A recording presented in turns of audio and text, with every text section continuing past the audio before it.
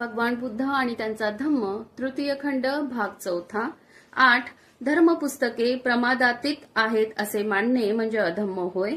वेद हे केवळ पवित्र आहेत एवढेच नव्हे तर ते स्वतः प्रमाण आहेत असा ब्राह्मण उद्घोष करीत असत. वेद हे केवळ स्वतः प्रमाण आहेत एवढेच म्हटले नाही तर ते प्रमादातीत आहेत असे ब्राह्मण म्हणत असत. ब्राह्मणांच्या त्या मुद्द्याला भगवान बुद्धांचा सर्वथा विरोध होता.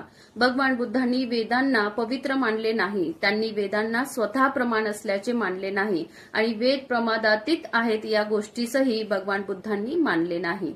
त्यांच्यासारखी भूमिका त्यांच्या समकालीन अनेक धर्मोपदेशकांनी घेतली होती. तथापि आपल्या तात्विक दर्शनाला ब्राह्मणांकडून संमती आणि सन्मान मिळावा यासाठी त्यांनी किंवा त्यांच्या अनुयायांनी पुढे आपल्या बुद्धिवादी भूमिकेचा त्याग केला. परंतु भगवान बुद्धांनी या बाबतीत कधीच पाऊल मागे घेतले नाही.